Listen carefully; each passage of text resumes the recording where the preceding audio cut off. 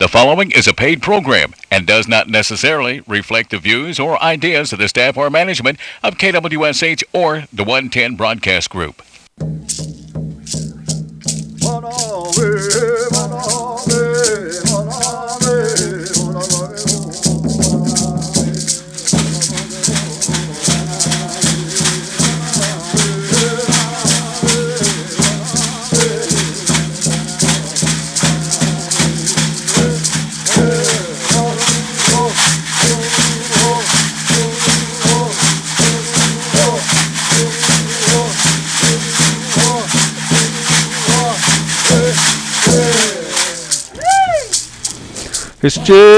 History, trying to be like Jeremy Foltz. Say good morning, everybody. Good morning. Welcome to another edition of the Seminole Nation radio program. I'm your host, Bo Whitekiller, joined in studio again with the lovely and talented Dennis Burton on the engineer board.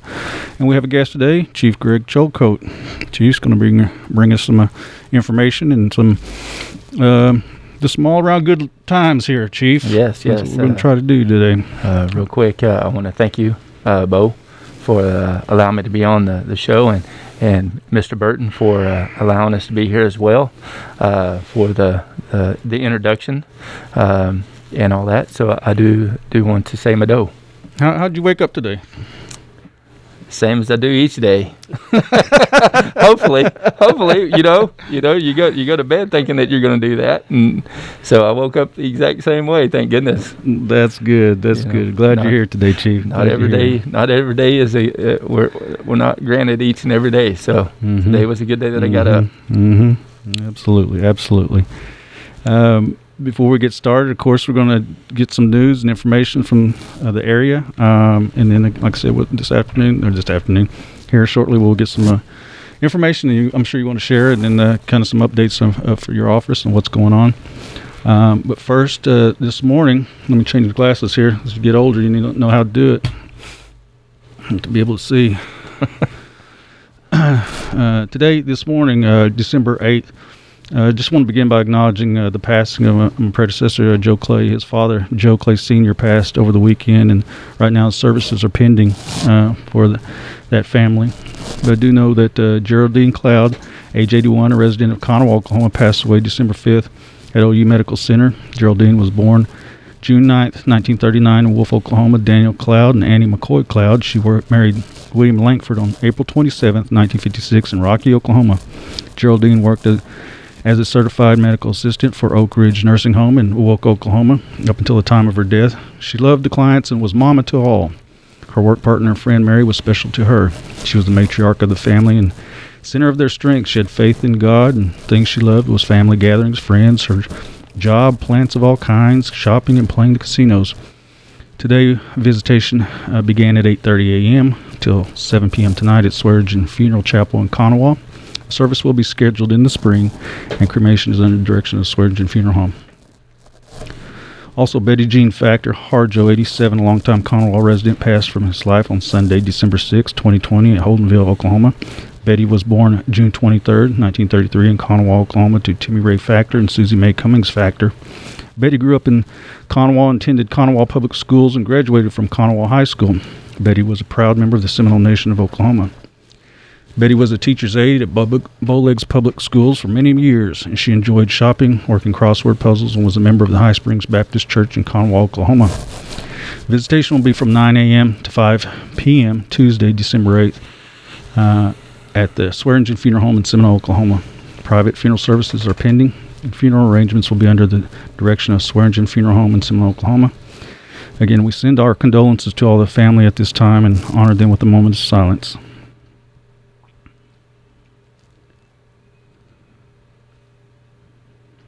Mado. Seminole Nation Human Resource Department is always looking for qualified employees, and they seek highly motivated, talented candidates to join the staff and offer a competitive benefits package to all employees. Current job listings are medical support assistant with the CHR program, court bailiff with the tribal court, a wellness technician, exercise specialist in the diabetes program, and a Head Start director with the Head Start program. I know they started off, I always say this, like last week, we started off with a number of jobs that seemed and it's down to 4. That's pending, so that's pretty good. Good. Jobs are filling up. Seminole Nation is equal opportunity employer. Seminole Nation Veterans Preference is in effect. For more information on the latest job openings, go to the Seminole Nation website and locate the Careers tab. In the top menu, view the current openings of job listings. Chief, what was the first job you ever had? Ever?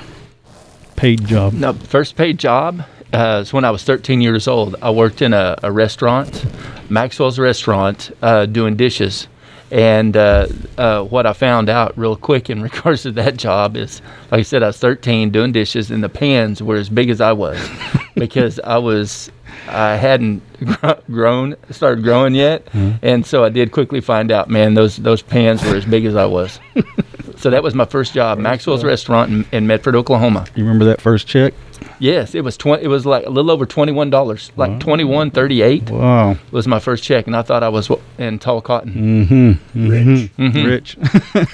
So, Seminole Nation Division of Commerce serves as the economic arm for the Seminole Nation of Oklahoma for purposes of promoting, advancing, and supporting the business and economic activities. Current openings for SINDOC jobs are cashier full-time at the I-40 Travel Plaza, cashier part-time at the I-40 Travel Plaza, and part-time cashier at River Mist C-Store. Also, an information technology technician job is available temporarily. If you have recently applied for one of the SINDOC positions, please make sure you receive a confirmation email that is completed. Otherwise, the application will not be sent. And if you receive a link to complete it, please visit the page and finish the sections marked incomplete. For more information, contact SINDOC Facebook page at facebook.com/SINDOCOK or inquire at 405-382-3562. Again, SINDOC jobs at 405-382-3562. Seminole Nation Casinos currently lists 17 jobs available at their website, covering all 3 casino locations. Check the jobs out at SeminoleNation.casino. That's SeminoleNation.casino, and click on their Careers tab to view all 17 jobs and apply from that location as well. Currently, the Seminole Nation Social Services Department in Wewoka is closed and will reopen on Friday, December 11th. For all inquiries regarding Seminole Nation Social Services, please contact 405-257-7200. That's the main switchboard at 405-257-7200, and leave your messages, please. A drive-through COVID-19 testing at the Wewoka Indian Health Center is currently going on. Please call for an appointment, to schedule an appointment at 405-982-4514. That's 405-982-4514. Testing's done daily from 8 to noon, with Wednesday evenings a special time of 5 to 7. Must have a chart at the Wewoka Indian Clinic rapid testing for same-day results. Again, all this information will be posted on our Seminole Nation social media sites and website. If I am reading too fast. Velma Coker and the Hachina Presbyterian Church announces a socially distant drive-through Christmas. That's December 12th, this Saturday from 5 to 7 p.m. Located at their campus between Wolf and Maud. Address is 35188 East West 1310. That's 35188 East West 1310. Or As the Crow Flies. In between Wolf and Maud. Velma Coker said the congregation wanted to bring a bit of holiday cheer for the people. They'll be giving out bags, Christmas bags per automobile, 1 bag per automobile, and it'll be a first come, first serve. And anyone interested in donating to their cause, please contact our office, and we'll get the message out to Velma and assist getting those donations to her. That's this Saturday. Socially distant drive-through Christmas. And happy birthday shout-outs to Shireen Dinwiddie, Jennifer Lane, James Votaw, Christina Al, Tiffany Yeager, Michael Johnson, Conawa, Caitlin Whitekiller Callan, Christina Simpson, Rick Davis, Angela Larney, Diami Kilpatrick, Flo Wise, Jake Tiger, Julia Harjo, Terrence Harjo, and Justin Wildcat. And that's what we've got for some of our latest and greatest news here in the Seminole Nation Reservation. We did have a council meeting this weekend, and do have some of the results from it. We'll tell you this on these results. We'll post them up on the website and kind of give you an idea of what went on. There's a number of them there, but we will have all the information, and we'll definitely get that out to you as well. Chief, how do you think council meeting went this weekend? I think, overall, still trying to adjust, to the time frame, the COVID, and us trying to handle the meetings through Zoom. It's still a little bit of adjustment, but I think it seems to be that everybody's getting caught up on board with it. They're getting a little bit more comfortable with it, with the process of being able to try to handle and be able to get the information out effectively, as far as from their bands to them to be able to share, the people's votes, in regards to that. And it still is difficult, for bands to be able to really meet during this timeline, to be able to really come together on this. I know it's very difficult, and we understand that, and it is. But overall, I think the system that we're trying to put in place to at least have those, it seems to be doing pretty good. As a you talked about the getting used to the different technology of it all with bands, and that's important to get that information. That's paramount that all the information be distributed, from top down, and making sure that bottom up they understand. And so, I know for our band, that was one of the areas that we wanted to touch upon, is how can we make this better, Yeah, and I think here too, if you look at it and trying to look at how we can get this information out to them a little bit, maybe a little bit more efficiently and a little bit more effectively, our band chiefs, trying to relate that information on a regular basis with them, to be able to implement that and have a little bit more engagement there. They're the band chiefs, they're the chiefs of their band, and trying to relate with them, that information, what's going on, what it's about, so that their people can make the best decision, to help them make that best decision for their people in this nation. And I think it's a key element, and as we continually try to strive to do those things so that, they can have the best information from their chiefs about what they need to discuss. What's something that you discovered about your learning in this experience of getting the information out? What are some things that you've learned as a leader, as far as the technology part of it? What is something? It's definitely been an adjustment. It's definitely been a learning curve, because we've all had to put on this, wear this, so to speak, coat right now. And at the beginning, we weren't there. So yeah, it has been quite, this timeline has addressed and had to speed that up as far as that learning curve, to be able to get on board with technology, to be able to present, whether it be in this element or in many other elements as well in this role, to try to work with other people in the nation, in the state and the federal world as well. It's definitely opened up that element for that, and so we've had to get on board with that pretty quick. What would you say, technology, what's its part in growing the Seminole Nation? Where does it have its place? Oh no, it gives us opportunities to be more efficient and more effective, but not only that, it can also help our children through the IT capabilities, to be able to do that and draw that, and to help them catch on faster too. And during this timeline, it allows them to have the resources available to them to be able to do that. And I think it's paramount to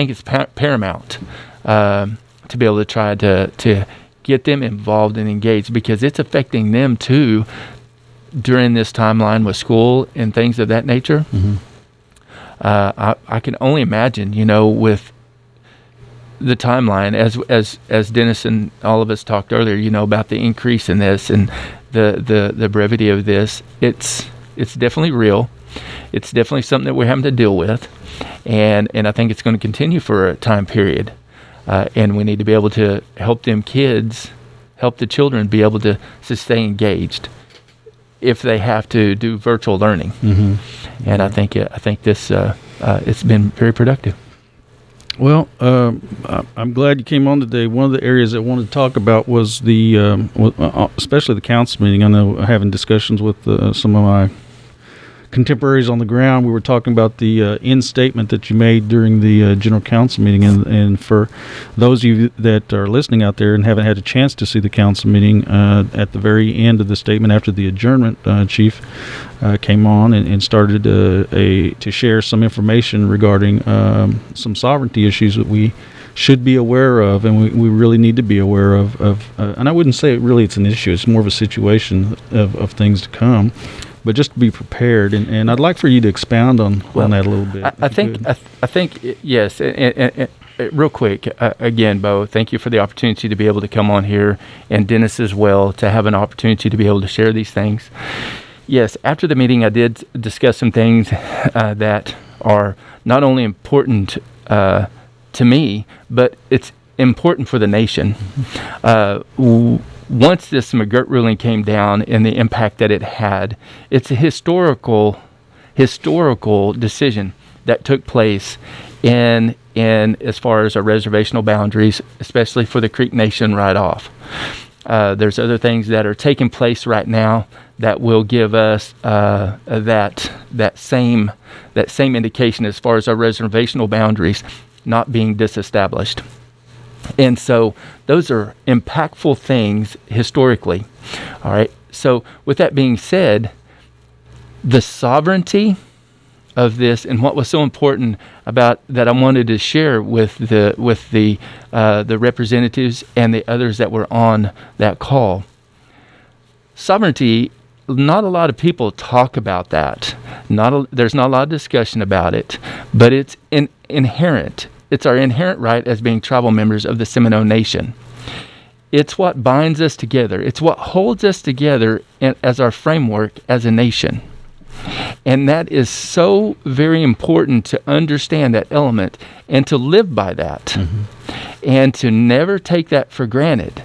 Now, we have an opportunity now moving forward to look at that from the very essence of what sovereignty means.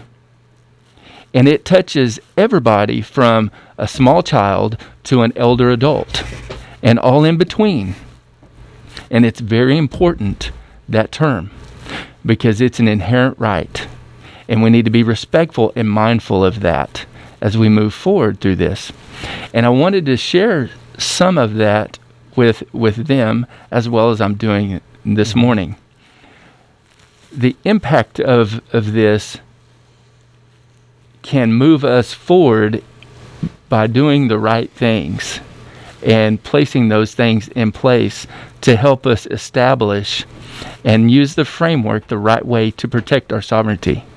Because that's our first and foremost, is how do we protect sovereignty? We should not allow that to be challenged or taken away from us, because that's wrong if it is, or if anybody challenges that. All right? To give you another example of that and what's taking place and what's going on right now so that they have an idea about this. In 2005, Jim Inhofe placed into the Safety Act a midnight rider. He slipped it in there in regards to the EPA. Okay. Now this was a congressional move from Oklahoma State Senator Jim Inhofe. Yep, that's put it in at the last minute. That's exactly a midnight rider at the last minute into a congressional legislation. It passed. What that allowed the state of Oklahoma to do based off that congressional legislation is allows the governor of the state of Oklahoma the right to request from the executive director for the EPA federal program the right to give Governor Stitt the right to pierce the veil of a sovereign nation and to have oversight of our EPA rights within our nation. That in itself is exactly what we're looking to stand up against, because there should be no right for a federal director to be able to give the right of a state entity, of a state government, the right to pierce the veil of a sovereign nation. And that's what took place. Mm-hmm. So, and with a follow-up on that, just so that you guys have an idea on this too, and I spoke to this at the council meeting, is that President Echo Hawk from the Pawnee Nation, last Friday a week ago, they filed a lawsuit against the EPA in regards to their actions, and I'm very proud of their actions in doing that, because what that clearly states by that action, it was not clear or explicit in the right to diminish any of our sovereignty, but that's what took place. And so the Pawnee Nation filed a lawsuit to hold that up. And that's most important, because we need to stand and we need to look at how we fight for our sovereign rights. And that's one of those measures. And as we move forward, we need to look at that very strongly as well, as far as that case and that litigation, and how to be a part of that. In support of their efforts moving forward through this. Yes, because there will be many others that we're going to be having to deal with as we move forward. Because I do not want us to be, I don't want to be disrespected, and I don't want us to be disrespectful, but I want them to understand that we are a sovereign nation. And the sovereign nation comes with a lot of possibilities. I'll give you an example, one that was brought up on the council floor. And this goes to those sovereign elements, our hunting and fishing codes. That right there in itself comes to a huge part of our sovereign right as a nation.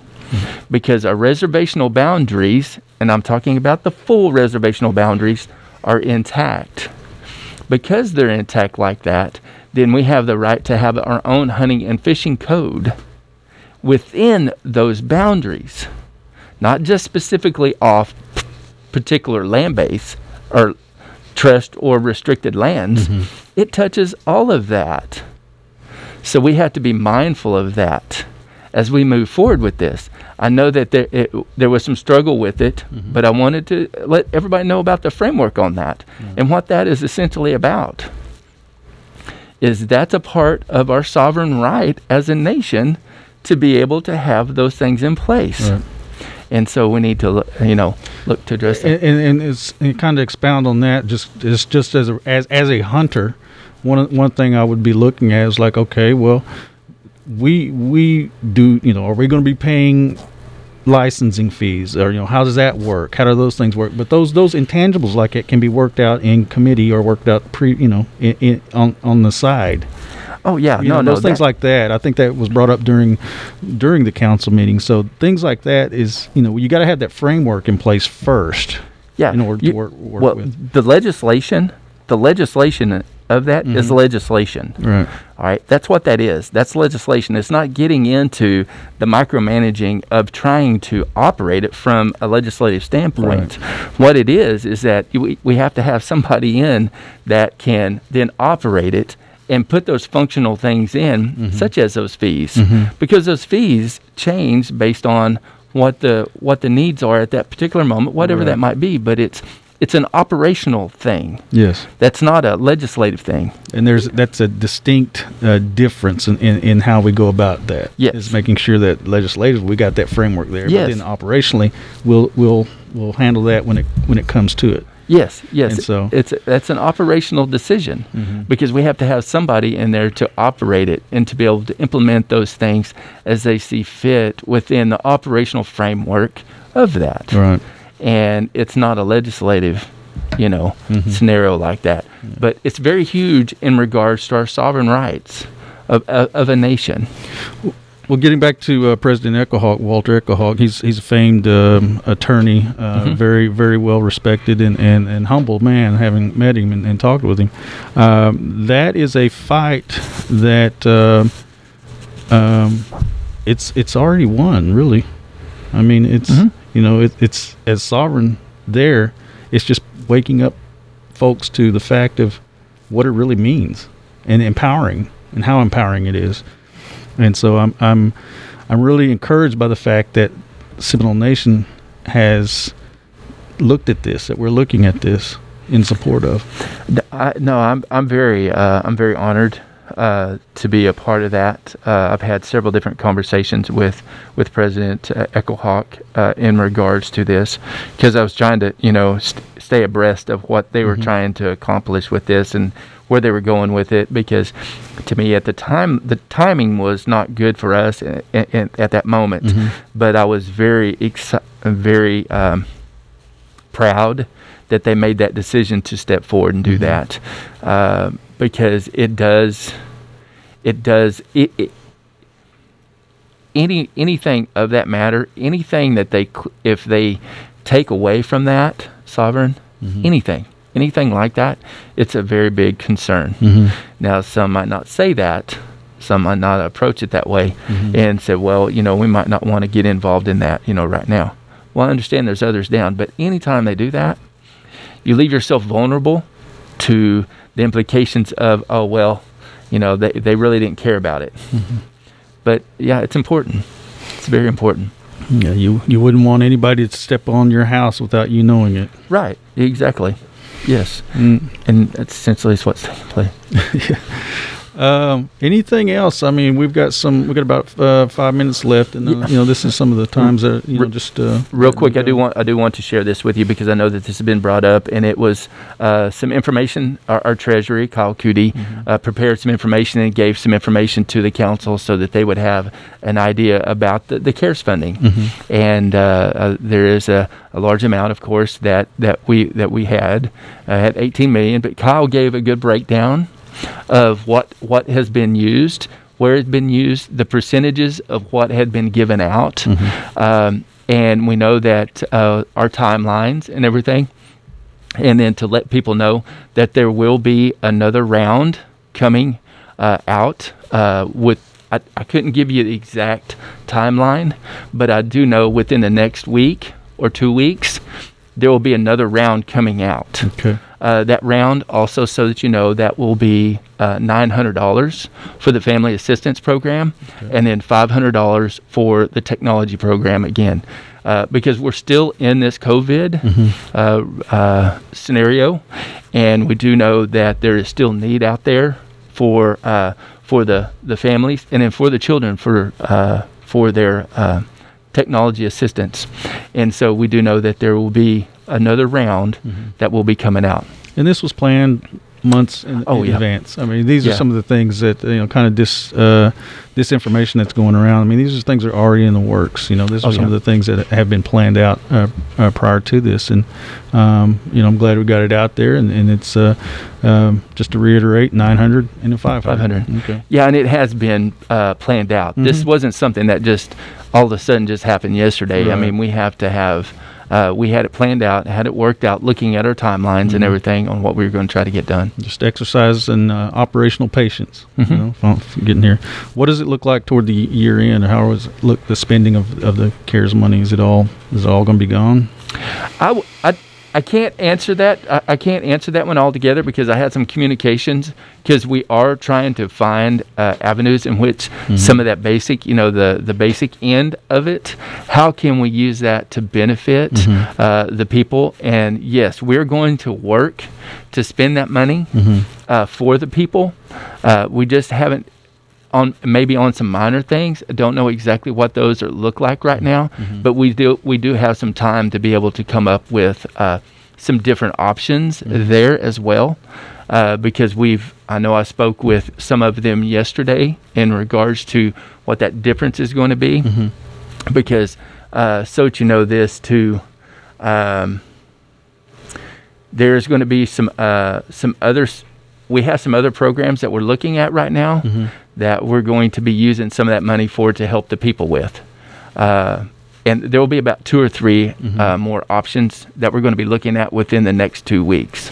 And ultimately, the end state is all of this is for the people. Everything being done here is for our Seminole people. And here's the thing too, and we have to keep this in mind too, is that we always have to be looking through the lenses of preparedness, prevention, and response. of those three elements, and that's what we're looking at. Right. Through anything that we look at, we look through those lenses to be able to make those decisions. And so, but we do know that through those three lenses, it is to help the tribal members. Right. And here's another thing too. I want them to know is that money was given to us by the federal government. We have to be responsible to the federal government for that money. And I want us to be very responsible with that money from the federal government. It is not taken lightly, but also to use it the proper way, because we want it to be used the proper way for our people. No question about it. And it's for the people to use it the right way for what their needs are. Yeah. And it ties in with the sovereignty. Every action has to be deliberate and on point and well thought out before you make any knee-jerk reaction. Yes. Well, that's a lot. That's a lot to take in, and that's a lot to we should be thankful for here toward the end. And is there anything else you'd like to? Well, I just know real quick that in regards to this McGirt and the sovereignty side of this, it's a long road. This road doesn't end at the end of the year. It continues on, because we have a long fight on our hands in regards to finding the respect of what sovereignty really means to us. And as a tribal member, I ask that you really take a look at what sovereign means, not just to the nation, but to you as a tribal member. And look at that inside. Look at it from your heart and from your mind, and see how it applies to you as we work together to try to move this nation forward. Because if we use our heart and our mind together, to come together like that, the sovereignty is the inherent part that binds this nation together. And if we put it in our right perspective from our heart, we'll be okay. And we'll be able to find balance with that. And balance is key. Mado. Words from Chief Greg Chilcoat will finalize and say Mado to you, and look forward to seeing you this week. I think we've got some things going on, and watching you out there. I know you was hustling around some U-Haul trucks yesterday. Yes. You doing a little bit of work? Yeah. Yes. I had to. They asked me to go help drive a U-Haul truck, so I had to go drive a U-Haul truck yesterday morning. Your chief was driving that U-Haul truck. I tell you, he was getting after it. And hey, you clean toilets too. Clean toilets too. Yeah, he'll do the same. There you go. Brush from the executive office. I know. So remember, so our final words here today is: mask is better than a ventilator, home is better than ICU, prevention is better than a cure. It's not curfew, it's care for you. So with that, be good to one another. Hadam Chi Chahlis, and we'll see you next week on Seminole Nation Radio program. Later. Ado.